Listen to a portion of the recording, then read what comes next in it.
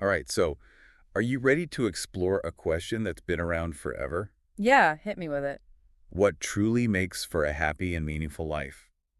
We've got philosophy, science, all kinds of perspectives. Sounds like a fun deep dive. Yeah, I'm excited for this one. We've got some really cool sources. Yeah, I was looking those over. It's amazing how much we've learned about happiness, even recently. Right. Like, I think most of us growing up kind of just assumed happiness was about having fun all the time. Like just maximizing pleasure and avoiding any kind of pain. Yeah, basically. Well, looking through these sources, it looks like even ancient philosophers were already debating this. Really? Oh, yeah. Yeah. They weren't all about just chasing pleasure. Huh. So who was the party pooper? Well, Aristotle's, for one, he had this idea of eudaimonia. Eudaimonia. It's about living a virtuous life and really living up to your full potential. It's less about like fleeting pleasure and more about aligning your actions with your values and contributing to something bigger than yourself. Hmm. So it's not just about indulging in whatever feels good right now. Exactly. It's about the long game, making choices that lead to a deeper sense of fulfillment and purpose. Okay, so pleasure isn't necessarily bad, but it's just one part of this bigger picture. Right. And then you bring in modern science and it gets even more interesting. Wait, so our brains actually have something to say about happiness? Oh, absolutely. These sources go deep into the world of neurochemicals. Like, did you know your brain has specific chemicals linked to happiness? I mean, I know we have all kinds of chemicals in our Well, brains. but some of them are especially tied to well-being, like dopamine. Okay, yeah, I've heard of dopamine. It's linked to motivation and feeling rewarded. And then there's serotonin, which is key for regulating your mood, and oxytocin. Oxytocin, the cuddle hormone, right? That's the one. It's all about social bonding and connection. So our brains are basically like these little happiness factories. It's a pretty amazing system. And one of these sources goes even further. It explores this field called positive psychology, and specifically something called the PERMA model. PERMA. I feel like I've heard that before. But honestly, I'm not sure I could explain it. It's actually a pretty cool idea. Think of it like a recipe for well-being. A recipe. Yeah, each letter stands for a key ingredient: positive emotions, engagement, relationships, meaning, and accomplishment. Okay, starting to remember this now. The idea is that if you focus on these 5 things, it can lead to a more fulfilling life. And there's a lot of research backing it up. So it's not just about how you feel, Hmm, but it's also about your connections, what you achieve, and what gives your life meaning. exactly. It's a more holistic way to think about happiness. And the really cool thing is that you have a lot of control over each of these elements. That's empowering. Yeah. You're not just waiting for good things to happen. You're actively shaping your own well-being. Right. But you brought up something super important earlier, meaning, Yeah, it seems like you could be happy and still feel like something's missing, like you're not sure what it's all about. and that's where things get really existential. Existentialism always sounds so intense. It can be, but it's also super insightful. One of the sources goes into Viktor Frankl's work. Oh yeah, Frankl, he wrote Man's Search for Meaning. That's the one. Wow. And his story is incredible. He survived the Holocaust. Wow. Yeah. And his whole point is that even in the face of unimaginable suffering, we still have the power to choose our attitude and find meaning. That's heavy, but really inspiring too. It is. He believed that our main drive in life isn't pleasure, but the search for meaning.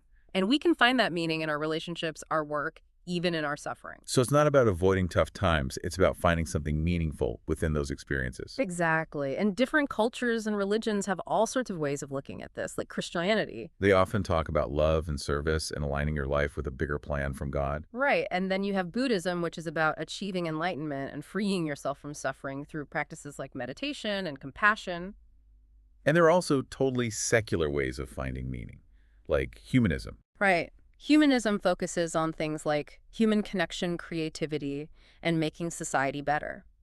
It's really interesting how all these different viewpoints are about connecting to something bigger than ourselves, whether it's spiritual community or a cause you care about. It is. And that highlights how finding meaning is a deeply personal journey. It's about figuring out what clicks for you and what gives you a sense of purpose. So we've talked about happiness and meaning separately, Yeah. but can you really have one without the other? That is the million-dollar question. And it's something we should definitely explore. Okay, so let's dive into that. Let's do it. You know, it's funny. I was thinking about this the other day. Oh yeah, You can have all these amazing experiences in your life, but still feel like something's missing. totally. Like, even if you're doing well, you can still feel kind of empty if your life doesn't have meaning. Exactly, like you're just going through the motions. Right. And then on the flip side, you can have a life full of struggles, but if it's driven by meaning, it can be super fulfilling. Oh, yeah, for sure. Like one of these sources talked about parenting. Okay. Yeah, it's definitely not all sunshine and roses. There are sleepless nights, sacrifices, and just pure chaos sometimes. I can only imagine. But it can also be one of the most meaningful experiences in life. Right. Because at the end of the day, it's about love, connection, purpose. Exactly. And that's why finding that balance between happiness and meaning is so important.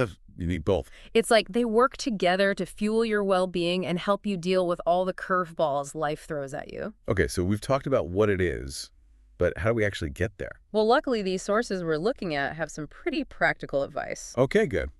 Because I'm ready to start putting this into practice. One of the biggest things that comes up again and again is gratitude. Gratitude. Yeah, it sounds simple, but it can make a huge difference in how you feel. So, like, just being thankful for what you have. It's more than that. It's about actively cultivating gratitude. Okay, how do you do that? One of the sources suggests keeping a gratitude journal. A gratitude journal. Yeah, you basically write down a few things you're grateful for every day. Could be anything big or small. So, like having a roof over your head or getting to enjoy a nice cup of coffee? Exactly. It's about shifting your focus to the positive things in your life. I've never tried that, but it sounds worth a shot. Another thing that's really helpful is finding activities that put you in a state of flow. Flow. Have you ever gotten so absorbed in something that you completely lose track of time? Oh, yeah, totally. When I'm working on a creative project or reading a good book, it's like I get lost in it. That's flow. And it's not just about feeling good. It's about tapping into a state of deep focus and engagement. Like being totally present in the moment. Exactly. And flow activities can be anything that really grabs your attention. So it could be painting, gardening, playing music, even working on a tough problem at work if that's what gets you going. Exactly. It's about finding what works for you and making time for it. Okay, and what about relationships? Ah, yes. Relationships are huge. All of these sources emphasize how important it is to nurture those meaningful connections. That makes sense. We're social creatures after all. Right. We need that support, love sense of belonging. We're like having a team in your corner. Exactly. And it's not just about having a ton of friends. It's about quality over quantity. So investing in those relationships that really matter. Exactly. The ones that make you feel good and bring out the best in you. So we've got gratitude flow relationships. What else is in this happiness and meaning toolkit? Well, we can't forget about purpose. Purpose. Yeah, that's a big one. How do we even figure out what our purpose is? That's the million-dollar question, isn't it? It feels that way sometimes. But these sources do offer some clues. They suggest starting by thinking about your values, your passions, the things that light you up. So what's really important to you? Right. What kind of impact do you want to have on the world? Yeah, what do you want your legacy to be? And it doesn't have to be some grand, life-changing mission. It can be about the everyday choices you make, the way you treat others, the little things. So it's about finding purpose in the here and now. Exactly. And a powerful way to do that is by making sure your actions match your values. So like walking the walk, not just talking the talk. Right. When you live in a way that's true to what you believe in, it brings a sense of integrity and purpose. That makes a lot of sense. Yeah.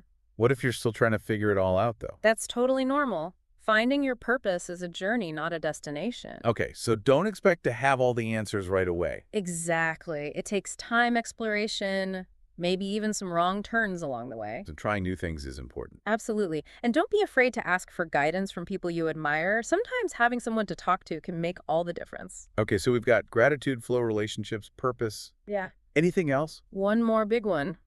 Mindfulness. Mindfulness.